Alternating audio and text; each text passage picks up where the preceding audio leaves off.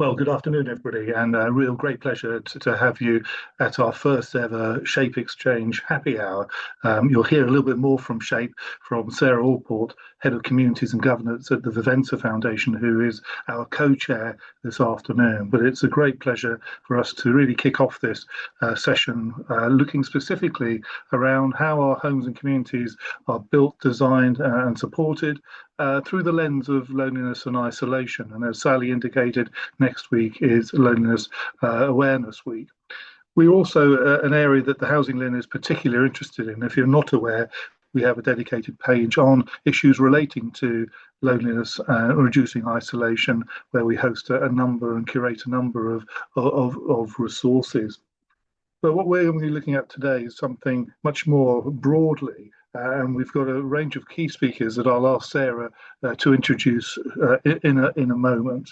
So the only other thing I wanted to add, if you're not aware, the government published a really interesting report last week on housing and health and it building its connections and issues relating to tackling health inequalities, improving housing outcomes for people and improving housing outcomes for a number of older and disabled adults. If you're not familiar with that, please do have a look, because I'm sure a number of things that it covers in its report will also be areas that our key speakers this afternoon will touch on too. But without further ado, let me hand over to Sarah. Sarah, it's a great pleasure that you're here, and thanks to Vivensa for your support. Thank you, Jeremy, and it's great to be here as well. As we said, I will shortly be speaking about the SHAPE programme, but before I do, I'd like to just introduce you all to the colleagues I've got here in the webinar. So after me, we'll be joined by Kay Allen, who is the founder and campaign director of Irrelevance. She'll be followed by Dr. Mark Hammond from Manchester School of Architecture and Nicola Waterworth from the Greater Manchester Combined Authority to tell us all about the great work that they're doing up there in Greater Manchester.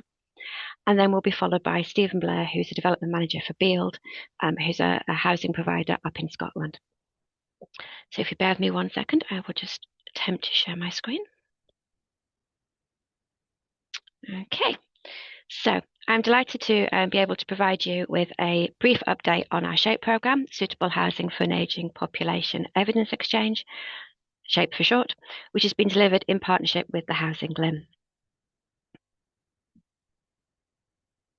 The Vivensa Foundation has for a long time now had age-friendly housing and communities as a social determinant of healthy later life outcomes at the centre of its mission in funding remarkable science and radical social change needed to help everyone age well. This is evidenced by the selection of examples of work that we have funded or been partners of, and the SHAPE programme has evolved from the learning that has arisen from these and other initiatives, of which building community connections to reduce isolation has been a common theme. The SHAPE Exchange will co-create age-friendly homes and places by bringing together partners from housing, health and social care, alongside older people and community organisations. The programme's activities will enable communities to deliver aspirational housing, embed innovation and support older people to live independently, securely and well across the UK. Since we launched the SHAPE Exchange in October 2025, we have been focused on the first pillar, curating the resources, and those will be available on the HousingLIN website in due course. We have also developed the SHAPE website and established our SHAPE advisory group. We are now focusing on the second and third pillars of the programme. The second pillar is our Challenge Fund, which aims to address pressing issues affecting older people, their homes, and the places and communities around them. The fund aims to support areas to explore solutions for sustained change and scale the learning to shape policy, change practice, and unlock further funding. The third pillar will be that each funded area or SHAPE site will be required to establish a SHAPE leadership set with support from the HousingLIN that will act as the SHAPE's local steering group. Each leadership set should consist of approximately 15 participants and bring together senior leaders from housing, health, care, local government, and voluntary and community sector, and people with lived experience.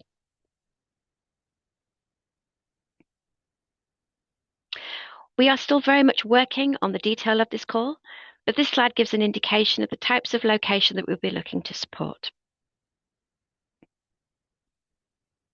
And whilst we're trying not to be prescriptive, we do know that it's helpful for people for us to give examples of the sorts of initiatives that we're thinking of supporting. So here are some examples, but please note this is not an exhaustive list. I have literally just picked 5 from a very long list.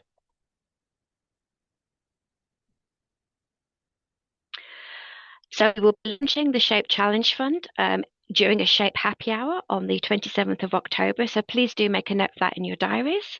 And the HousingLIN will advise in due course when that is going to open. If anybody is interested in applying, my email is on the screen and probably will appear in chat. Please do reach out to connect with me if you'd like to talk informally about the programme. And there are some other ways there that you can connect with us and follow us to learn more. So I'll just stop sharing my screen there. Thank you. I would now like to invite Kay Allen to take over from me and to present the next presentation. Thank you, Kay. Thank you, Jeremy, and thank you, Sarah, to HousingLIN and Vivensa for a very timely conversation, as this week we really shine that light on loneliness. And of course, this webinar is about calling out loneliness of being trapped, perhaps in the wrong home. And when the stairs get harder, the bathroom's perhaps upstairs, or the front door has a step. So you stop popping out to the shop or going for a walk or meeting friends, and that aging in place starts to become very difficult. So this we know is a housing design problem, but one that we so have the power to fix. And I do feel that the conversations that many of you have been having for a long time are really starting to maybe make headway with the government, as Jeremy mentioned, the report that came out last week. But this is a journey I had with my own mum, and I'm sure it will sound very familiar with those starting with their own elder care responsibilities and journey. So at Age Irrelevance, we launched our own Future Homes paper with the support of Jeremy, and we published in April, and you can download that free from our website. But it's really quite stark when you really get into the evidence, and what we wanted to do was really bring out the scale of what we're dealing with. You know, when you think that fewer than 1 in 8 homes in England, that's just 13%, really have good accessibility features. And where bungalows were once seen as that natural solution, now, you know, just falling out of our housing stock with just 1% of new homes registered as level access. But when you look at the demographics and the data, that doesn't make sense when you've got 1.8 million disabled people in the UK who've got an urgent accessible housing need. And despite us having sort of that Part M built into our legislation, and I know when I was a Disability Rights Commissioner back in the late 1980s, we talked about accessible homes then. So why are we not making that progress? Because a really scary statistic for me as we were researching our Future Homes paper is that 41% of new homes planned in the next 10 years will still be building in inaccessible features where people can't age well in place. So it's almost like we're still designing homes for the demographics of the past and not the demographics of the future. And so how do we shift government's thoughts to think about the aging demographic into that mix? And we know that private renters over the age of 66 are also starting to worry about future accessibility of their current homes. They can see what's coming, but not quite sure what their way out is. So we know there's a direct connection between loneliness, it's not abstract, and the housing that we're designing.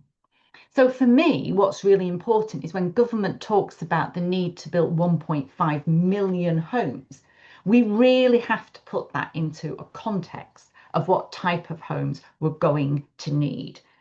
And what I'd really like to see now in the conversation is really joining the dots between health and work and aging in place and that intergenerational connection. And I know that there's a lot of work been done, and I saw when Vivensa, when Sarah flashed up, I recognised the social Ludo pathway game. And so there's an awful lot of thought and evidence around all of this. But if you look at health, just health, the evidence is stark. falls amongst the over 65s are costing the National Health Service in England alone an estimated £400 million and 4 million hospital bed days annually. And that's not a health story, that is the loneliness story. I know from my own father-in-law, when he fell and broke his hip, he never returned to his own home. So he was immediately taken out of his community, his neighbours, and where he lived. But the contrast is good design. We know from Scotland's national planning framework, they're really now focusing on that 20-minute neighbourhood.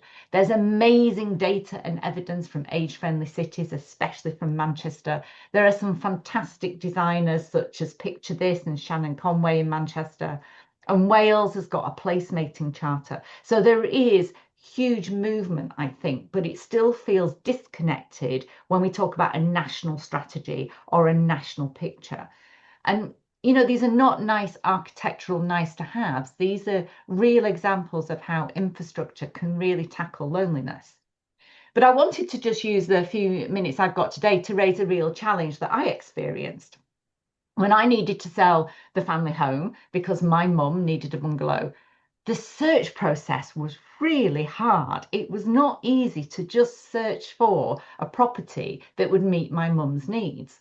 Now, I know that there are specialist search engines, and I know there are some fantastic small specialist estate agents, but there was not one in Failsworth in Manchester. And when you go on to whether it's Rightmove or Zoopla or onthemarket.com, you have to filter your search by what the builder has built, not by how we live our lives.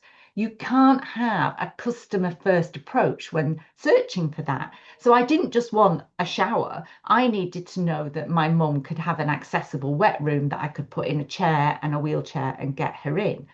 It's really hard to search whether the garage is adaptable and could I put an annex on there for a carer to sleep over to help me with my care needs. My mum wasn't ready to go into supported care. She wanted to live near her church, in her community, but she now needed that additional support. But the property portals, you know, they handle the overwhelming majority of UK property searches.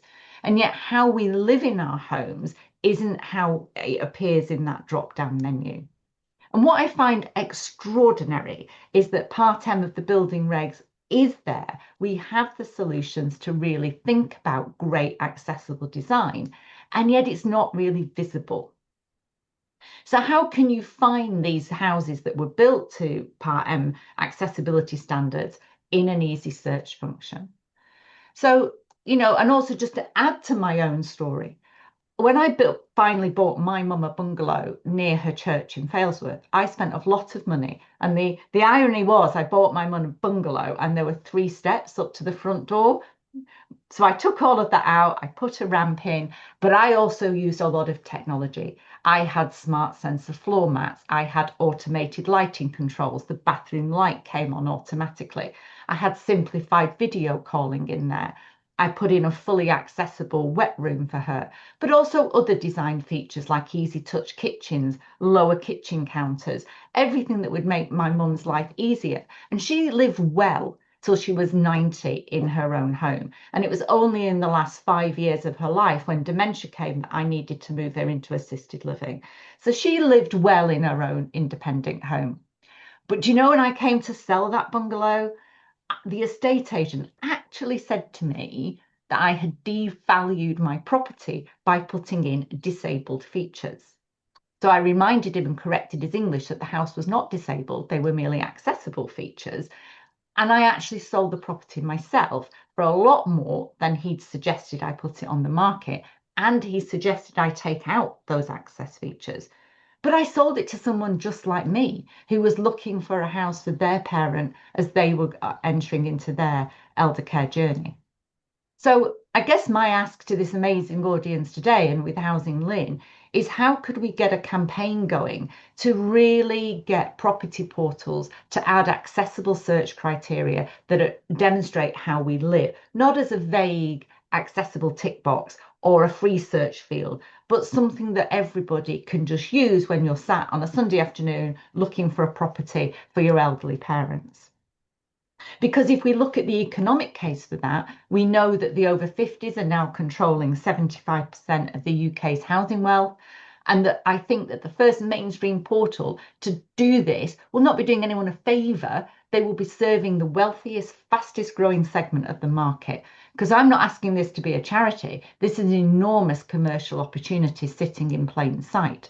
But what it will help us to do is join the dots between health and work and ageing well in place. Because if you look at some of the things that we tried to really highlight in our paper around the triple dividend, was the idea that accessible future-ready homes will really deliver benefits for the UK economy around health, wealth and the workforce. Because homes that are designed to reduce fall, support safe movement, enable home-based care, can really reduce the pressure on our NHS. And on wealth, future-proof assets can really start to attract buyers, investors and lenders so that we can demonstrate it's a commercial differentiator, not a regulatory burden and additional cost. But one of the things that worries us at Age Irrelevance is on workforce. If government is now really seriously talking about moving state pension age to 70, so people who are going to have to be working for that 50-year career, how do they work and live close to their place of work? How can they age well in place and continue to work and not feel that they have to move? And we know that early workforce that exits among the over 50s costs this economy at least £30 billion a year from people leaving work early. So accessible homes that enable people to age in place and stay connected to work and the community really are a productivity investor. And so, you know, house builders, what are the barriers that are stopping homes and houses being built to that future accessible standard? Because I believe loneliness is not inevitable. And in many cases, it can be prevented by having fantastic neighbourhoods and homes that enable ageing in place.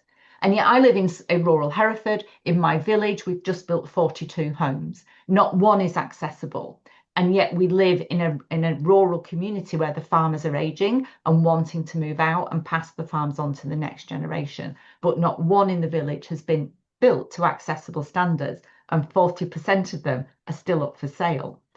So for me, I'd like to just really understand from the experts on this call, what are the real barriers that are stopping house builders from building homes that enable age in place when we have such amazing evidence from organisations like HousingLIN and Vivensa that show the absolute benefits from building homes that are smart and capable of aging in place, that build in technology, that build in adaptability. And my last comment, I really have a friend right now who's got Parkinson's, and he wants to change his bathroom around, but he's really struggling because his internal walls can't support what he wants to do by ways of grab rails and seating. And that just seems to me a nonsense that somebody might have to move because they can't accommodate simple adaptations to a bathroom or simply adapt their garage to become an extra bedroom for a carer to sleep in. So the Future Home paper ends with a simple statement. We know the issues, we know the solutions, and now really has to be the time to act. Because what I don't want as a grandparent now is to see homes that we're building today that will be still standing in 50 or 100 years' time, making decisions in planning committees that won't accommodate the population of the future, and that my granddaughter will end up inheriting a problem that we've created today from inaccessible homes. So do download the Age Irrelevance paper, and you can contact us through that website or through Sally later on. But I hope that sort of helps set the context for today's webinar. So Sarah, I'll hand back to you.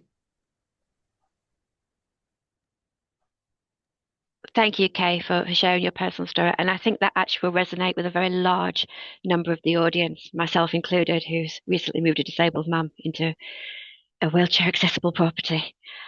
Just before I introduce Mark and Nicola, to remind everyone that the Q&A is open. So if you have any questions for any of our panel or myself, please do pop them into the Q&A session.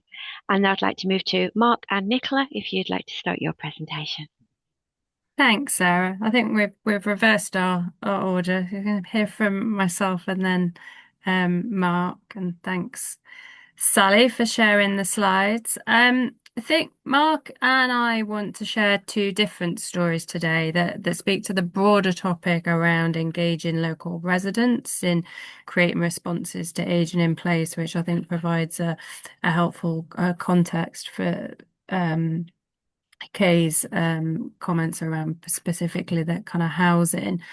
These examples come very much from different starting points, but our view is that they share really key lessons about how we can build a place-based model that supports social connection and those wider healthy aging outcomes that we're aspiring to.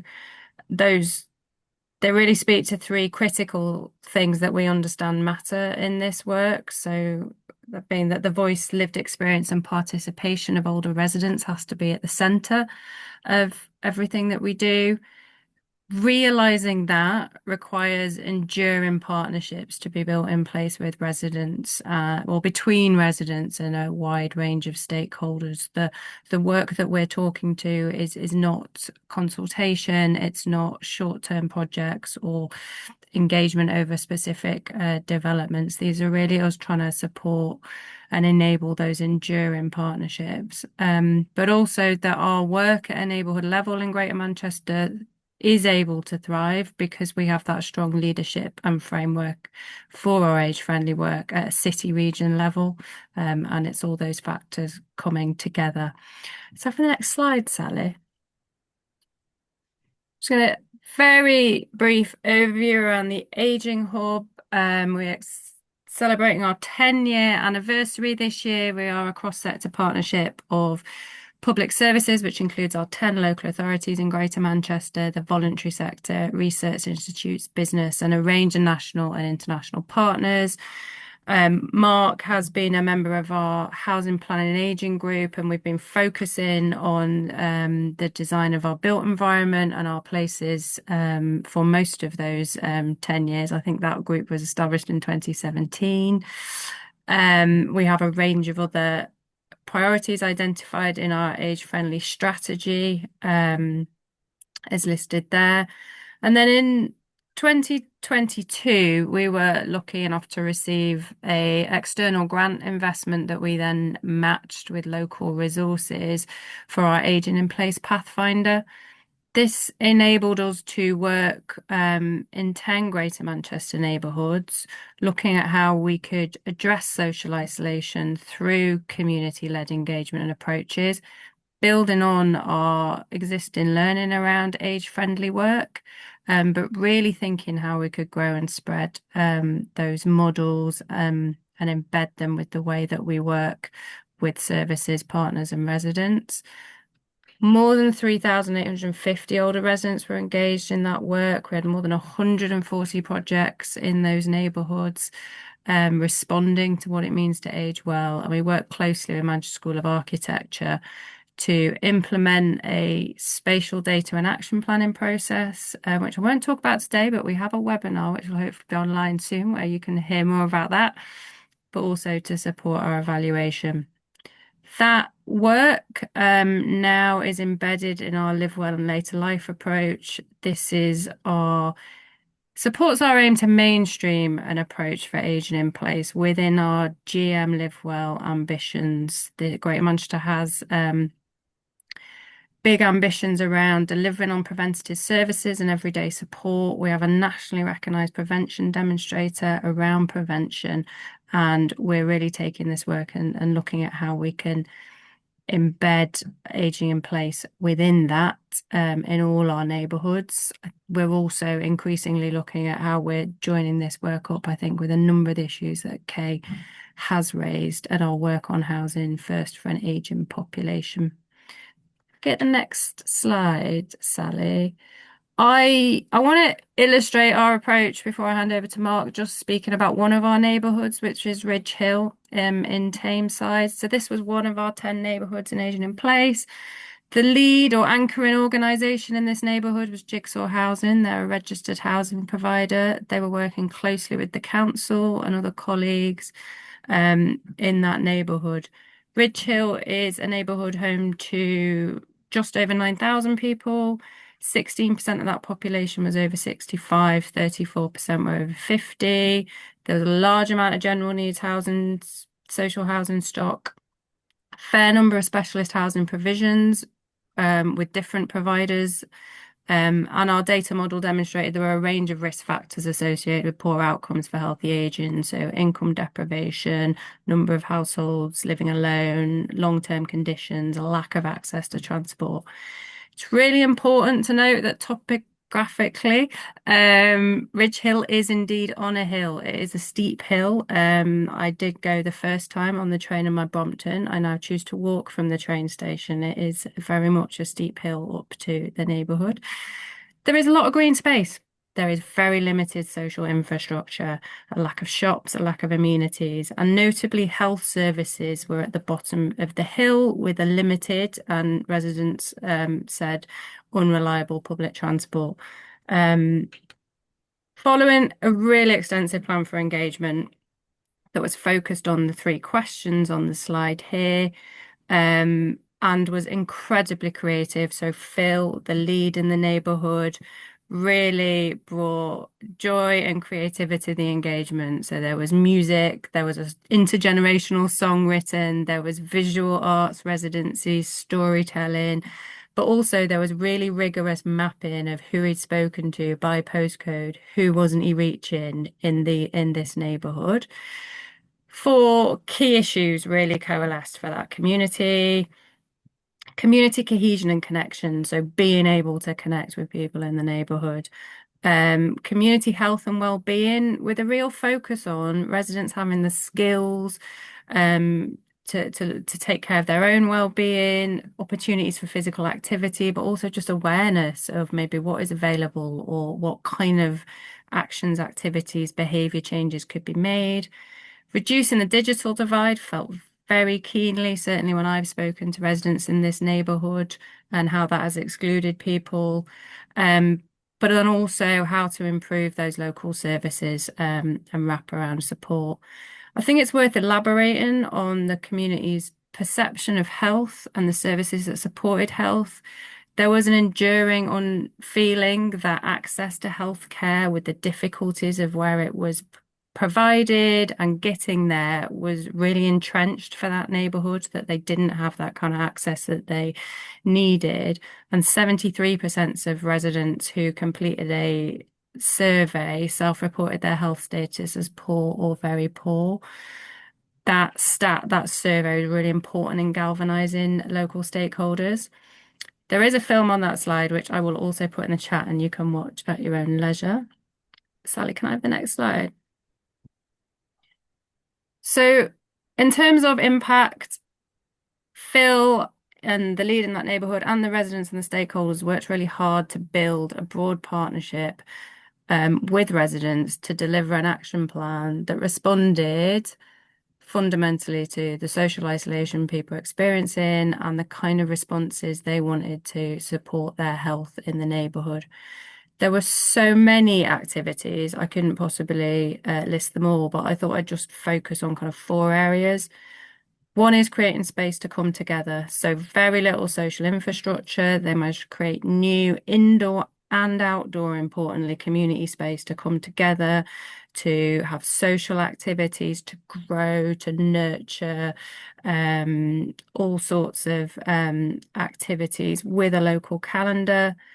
Also creating opportunities for using spaces across specialist housing schemes, which I think was really helpful in that area and something we want to look at learning from. They established a CIO for the local community that could take forward the legacy from this work and the big local that will also operate in there. So there was a community-led organisation to hold that community's voice and to work with stakeholders. They had a range of projects around inactivity, including a cycle project. There was significant link to falls prevention work.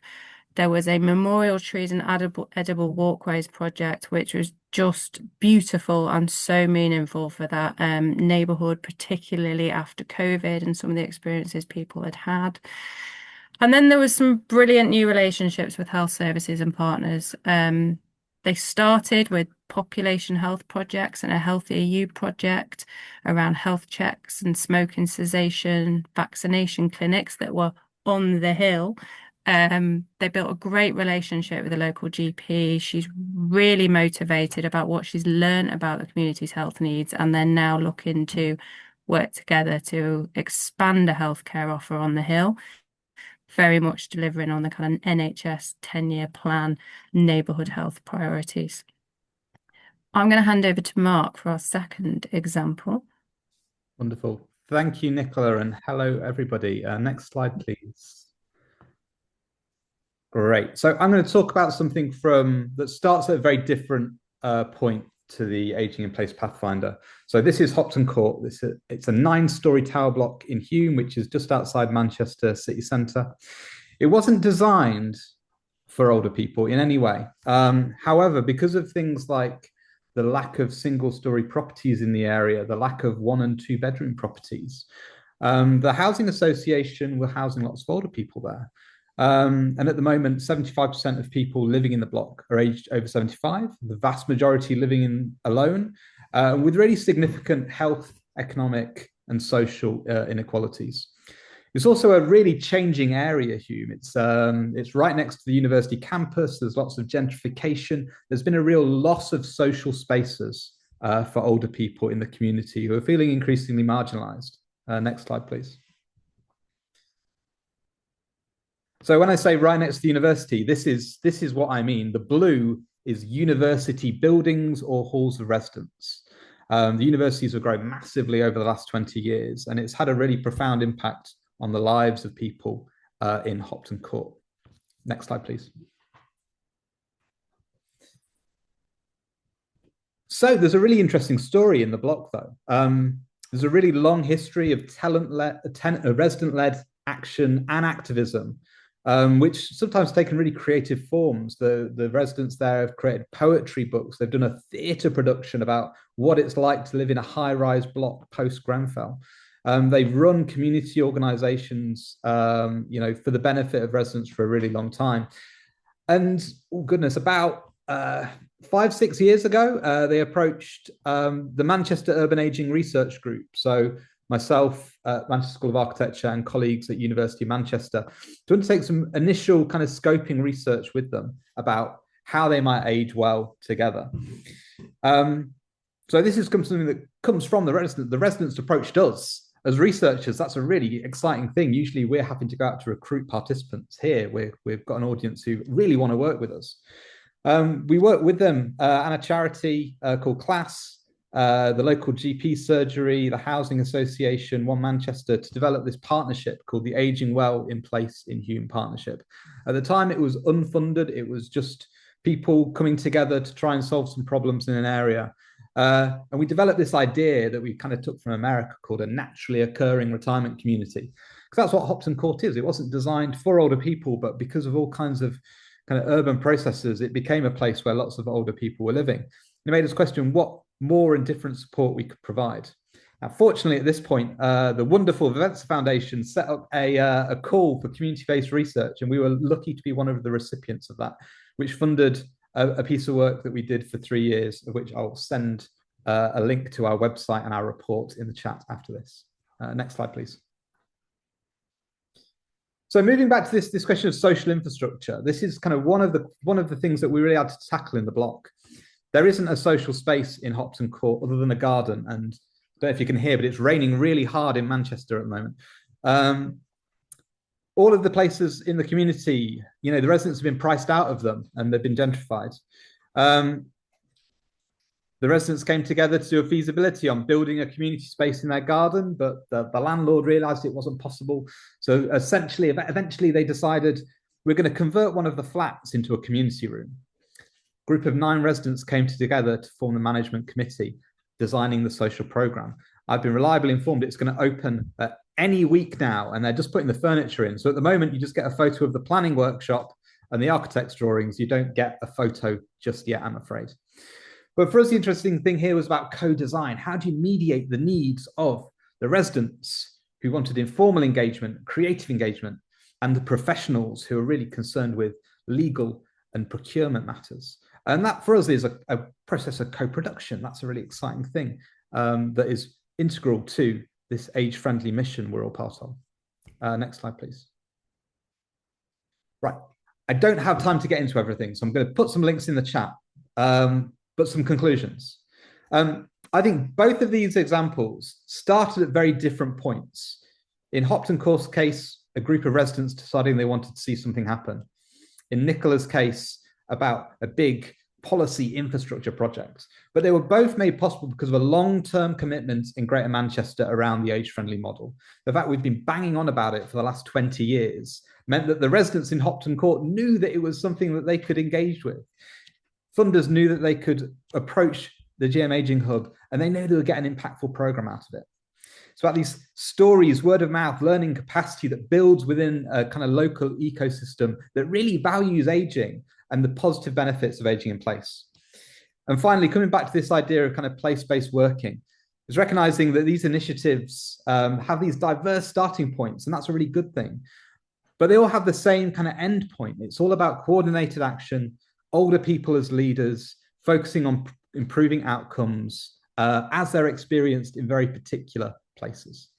And final slide, I think that might be us done. So thank you so much for your time and look forward to some questions and discussion later. Thank you, Mark and Nicola, for a really interesting overview of what's happening in Greater Manchester at the moment. Now I'd like to hand over to Stephen Blair to tell us about what Bield are doing up in Scotland. Stephen, over to you. Hi, Sarah. Thanks very much. I'm going to put up a slide deck. 2 seconds.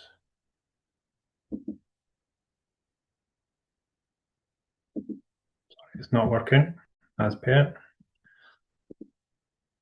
I've got a copy up. Would you like me to share them, Stephen, on your behalf?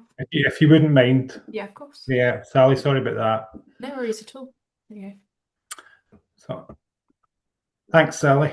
Hi, everyone.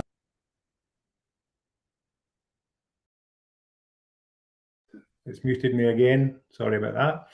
Hi everyone, Stephen Blair from Bield Housing Care. I'm Development Manager. I'd like to thank HousingLIN for inviting Bield along to showcase our new independent living model, which combined with our new design guide, our digital interactivity strategy and our ongoing pilots for predictive telehealth, telecare and building sensor technology will help to inform our return to being a developing housing association after nearly a decade-long hiatus. When we stopped, we were focusing mainly on Section 75 developments with private developers. These sort of spaces didn't have communal facilities, and we got a lot of feedback from our existing tenant groups and tenant participation groups that this is not the sort of development that Bield are recognised for and what we should be going for going forward. And the next slide, please, Sally. Before we look at where we're heading, a little background on Bield. We were founded in Falkirk as Help the Aged Housing Association in the early 70s, before changing our name to Bield Housing and Care when we opened our first development in Bo'ness in 1974. Bield means a place of shelter in Scots and I think North English as well. We have also one of the largest alarm receiving centres in Scotland for our tenants and for other housing associations to get in contact with 24 hours a day. We now manage over 4,500 homes and cover 21 local authority areas in Scotland. So we're very spread out. We don't have local housing association like a normal housing association would be. Our 180 plus developments range from amenity to retirement plus with meals, but our core purpose remains clear to make it possible for more people to live their best lives at home, surrounded by a supportive community. Next slide, please. Our new 10-year vision is to set and deliver the leading standard in Scotland for ageing at home. Central to this is our commitment to develop 400 new suitable homes for older people over the next decade. And this isn't just about bricks and mortar, it's about creating homes designed for life, adaptable, affordable and sustainable. We're shifting from a reactive model to a more proactive, preventative strategy that places housing at the heart of health and social care. Next slide, please. Our initial focus for this growth isn't just a new build.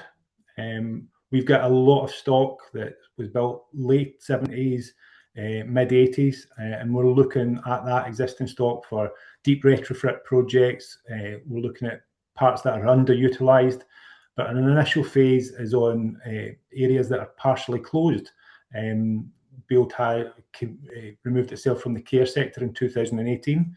So we have a number of developments where we have occupied retirement developments with part of the building closed since for 6 years. So my focus for the next 3 years is bringing these 12 developments back and reimagining the spaces and bringing high quality independent living units back into use. We've just completed the conversion of a long closed dementia unit into 6 new wheelchair friendly flats in Linlithgow. Tenants are moving in today and we have a board visit tomorrow. So it's been a bit hectic this week trying to get everything sorted. We're also due to start an extension and conversion project in one of our most sought after Glasgow developments, where we have large grounds that we are potentially looking at off-site bungalows to be added onto the development, and an extension of 8 flats. Next slide, please. I did take a video of one of the completed flats this morning, but technology has got the better of me. So I think Sally was going to try and add some of the videos to the chat. If not, if anybody wants to have a look at them, please let me know. So this is showing 3 of the flats. So this area here was 6 dementia units at 30 square meters each. We now have 3 wheelchair friendly flats, where at the bottom there, flat 6, we have a 95-year-old wheelchair user moving in today, who's been absolutely delighted with the move. And one of the other flats is a 75-year-old wheelchair user moving from one of our existing developments. As I said earlier, the first development we had was in Porteus in 1974. Unfortunately, that's one of the developments that's been recognised as having RAC. So we're going to have to demolish that building. And we've been spending the last 1.5 years getting the tenants moved out of there into suitable properties. So from the start of this project at Linlithgow, which is about 8 miles away from Bo'ness, the tenants were given access to the architects. We had tenant strategy meetings with the tenants that were at Dean Court that was getting going to be demolished. So they've had input. We've had co-production from the tenants moving across. We've now got 6 of the tenants that have moved from Dean Court over to Westport and Linlithgow. Not only were they involved in the co-production and design of this development, they will be involved, and everybody from Dean Court will be involved in the design of the replacement for Dean Court, which we're looking at with a developer at the moment. It's going to be a 48 flatted development within Bo'ness on the same grounds as we knocked Dean Court down. So that's going to be our exemplar for our new design guide, and the tenant group will be involved in that design as well, because they've been given the assurance that if they want to move back, they will have first choice moving back to the development in Bo'ness. Can I have the next slide, please, Sally? We're also starting this week a refurbishment project for 10 studio apartments in Cumnock. We've leaned heavily into a small space design concepts of student accommodation to provide a space that works well for tenants who will have access to larger communal areas such as dining rooms, laundry services, lounges, etc. In the previous slide, we converted 2 small flatlets into one large 1-bedroom flat. We're sticking with sort of 35 square metre layouts here, footprint, because we have a number of developments within Cumnock, which is a semi-rural area, and we know that we have a demand for this sort of development, but we want to get a much better development from the old bedsit stroke studio apartments that have been there before. So this is a bespoke system that we're fitting in these 10 flats. Next slide, please. So as I spoke earlier about, we are looking at the new independent living model, and part of that is a hub model. We've looked at hub models within dense urban areas that have worked really well. Bield stock, however, is famously widespread, and to bridge that gap between the developments in rural or semi-rural areas such as Cumnock, technology is going to be a primary tool. It's going to be the glue that holds the hub model together, regardless of the physical distance between the buildings. To manage the growth that we were hoping to achieve and maintain the high standards, we're clustering 2, 3 or 4 developments that within short distances of each other. These developments will work together for social activities and interactions, fostering social links between our tenants that they've told us that are vital to reducing isolation. Crucially, these hubs will be overseen by a single manager. So we now have 4 hubs working, and we've employed a manager to oversee all the developments within there. It could be an amenity development linked in with a retirement plus development, but the manager covers all of that there. Next slide, please. This model is not just being built in a vacuum. We are working hand in hand with our customer experience supported living team. We have a service team called Bield at Home, who provide wraparound services available to all our tenants. They're actually based at our development in Linlithgow, where these tenants have just moved into today. So they will have the option of taking any service they want from Bield for these flats. We want to ensure that the tenant voices are at the heart of every design. We are embedding the principles of TAPPI and HAPPI previously, and meaning a person-centered home that can adapt to changing needs, blending accessibility with high quality design. The flats that we've designed and converted in Dean Court, all the shower rooms, the full walls are reinforced, so the handrails can go anywhere within these shower rooms. We have 6 now, and we have the handrails in lots of different places because we were waiting on OTs telling us where they needed to go. But they are now suitable for the tenants that are moving in, and we can take them out once the tenant moves on. Next slide, please. One of the key components of the Digital Foundation is a recent purchase of digital screens. We've been trialling digital screens in a couple of developments, and we're now at the stage we're going to be rolling these out, initially at the hub models. These are interactive touchscreens that provide a gateway to the hub, providing live, central and local information that our alarm receiving centre has access to, our housing officers have access to, our servicing team have access to, and the local manager and hub manager have access to. So, but they're not just one-way notice boards. They allow for digital interaction, and we will be using them to accurately record digital interaction for tenant questionnaires, surveys, and we'll be adding things like service calendars on for essential maintenance, such as water hygiene visits, lift visits, etc. Complementing these screens, we have the innovative use of sensors to monitor the health of both of our buildings and our tenants. A project we're working with in collaboration with Archangel is a sensor project in one of our rural developments in Biggar, which monitors the health of the building, and we have a tech demonstration space in Linlithgow where we have new and emerging technology which we fit and allow our tenants and our tenant groups to come in and see them at first hand.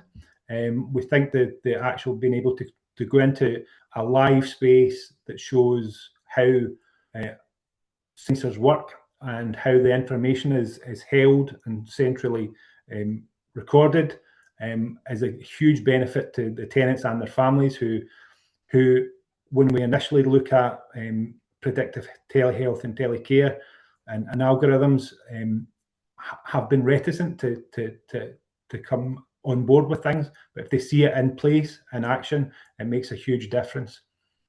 By using environmental monitoring to address issues like damp and mold, and by utilising data analytics to identify emergent health risks, simple things like how many times has the fridge been opened, how many times has the toilet been flushed, and the information from these algorithms can be sent and controlled by the tenant rather than Bield as a landlord. This ensures that our tenants remain active, informed, and safe citizens within their community. And at the bottom there, that's a CEO at Bield. Digital technology isn't just a safety net; it's a foundation for people to live in their homes longer, more safely, and independently. And that's the end of my presentation. Thank you, everyone, for listening. Thank you, Stephen. Bield took part in our TAPPI programme, and it's great to see that the learning from that is continuing and Bield are really championing it. We don't have a huge amount of time left for questions, but there are some in there. If I could ask for briefest answers as possible from the panel to try and get as many as possible. The first go through Mark, actually. What difference do you think multi-storey high-rise housing design is making for loneliness and the ability to age healthily in place? Ooh, that's a good one.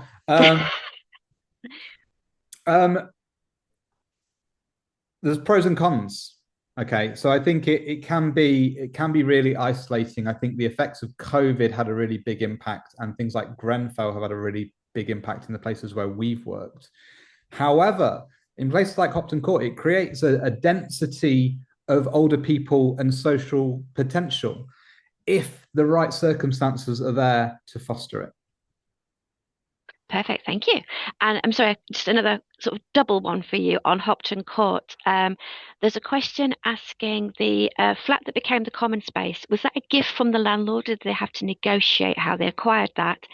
And the second part of that is, you said they were just about to move the furniture in, so they haven't really started using the space yet, but is that the only space in the building that will be a community space? Yes. Well, yeah, it was... I wouldn't say it's a gift. It was a financial commitment on behalf of the landlord, recognizing, the difficult circumstances that people living in the blocks had. If you look at every metric, the people living in Hopton Court, have got really significant challenges, and rightly the landlord's view was, if we can make an investment in improving people's lives, that's going to have downstream positive effects on us as an organisation and the wider community. Is it the only space that they can use? Well, we're all friends here. They've been using the caretaker's office to run like a coffee morning, which I think is probably against quite a few of the regulations and health and safety and things, which is completely inappropriate for its purpose. But people make do. We've had quite a lot of meetings organised by the tenants, which they held in the gardens in the middle of winter with a gazebo to kind of make a point to stakeholders that this is the only place we have. Perhaps you want to invest in us, which was, I think, some good tactical use of space. Brilliant. Some real innovative thinking going on there. I like it. Question for Stephen. Your Westport Linlithgow scheme, the living kitchen spaces are open to the front door. Have there been any issues with fire strategy for this layout with older residents? We have, because we're converting this, we've fitted misting systems within the 6 flats. So the building control officer was comfortable with that design. It's part of our design guide that we're, before most of our developments built in the 70s and 80s have a very small hall, and a lot of our tenants have scooters and equipment that need to be stored. So we wanted that space to be open into the living room and kitchen areas. We have had a couple of comments from the tenants moving in that they're not used to the open plan kitchen and living room area, but I think they will get used to that type of layout. Thank you. And I think possibly, Jamie, if I can just squeeze one more in, and maybe send this one to Kay. Many loneliness interventions rely on human resources and face-to-face delivery. Do you know of any examples of personalised digital approaches that are ongoing to support social isolation? I've seen some amazing tech solutions. The one that I've used myself, I had an iPad set up on the wall, which only had Skype on it, and my mum just knew she touched my face and I would talk to her, and so I could instantly connect to her. I had sensors. I had a RIFID sensor on the kettle. One of the things I noticed about my mum was she wasn't drinking enough, and therefore, as you age, you start to get urinary infections if you're not hydrated enough. So I was able to trigger my mum by literally ringing her and saying, "I'm having a cup of tea, mum," and give her a verbal trigger, because the RIFID on my app would tell me she'd not turned the kettle on. I had sensor mats in the bathroom. Again, I could tell if my mum had been in and out. So because I was working in London and my mum was on the outskirts of Manchester, technology really helped me and my sister, who were both working full time, so we could talk to her on a regular basis. But I think that technology, the more we learn about smart homes, and one of the biggest things for me, mum fell when she was going into the bathroom because she couldn't find the light switch. So changing that to an automatic sensor when mum opened the door of the bathroom, light would come on, I think was a game changer for her, because she started to get up frequently in the night. I think if you've got an individual need, really research what tech's out there, because I think simple smart technology in smart homes, and mum really got it. She knew she could talk to the light on the bedside table and tell it to turn on. Single touch operator thing, so she didn't have to use switches. The easy touch in the kitchen and the cutlery that was all easy touch was all fantastic. And that's great. I think, yeah, technology is coming on a great pace now, isn't it? So hopefully there'll be solutions for everyone. Apologies, we haven't got to all the other questions, but I am conscious. Jeremy, I need to hand back to you. I'd just like to thank everyone for taking part. And Jeremy, over to you. Well, Sarah, can I also thank you for chairing a really great session and your contribution on the SHAPE programme earlier. This is going to be a number of sessions on SHAPE coming up, and as Sarah highlighted, we'll be doing one to launch the call in October.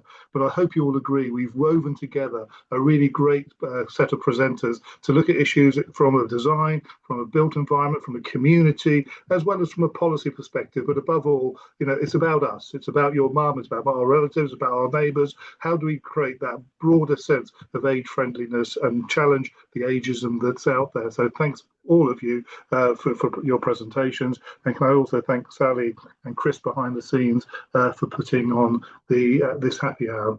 For those of you who don't know, we're going to continue the discussion next week. In fact, we got a little spotlight on Manchester again and some of the work that Great Places are doing with the work that Harry and the team at Triangle from an architectural perspective. We're going to be putting the focus more on community-led housing, and again, we got a great set of speakers for us, and I know people like Jim Hudson, who's on the call, an area close to his heart as well. So please do join us again next week for our next happy hour, and I wish you a happy evening, and perhaps you can have a little tipple for your own personal happy hour later. Okay, bye everybody.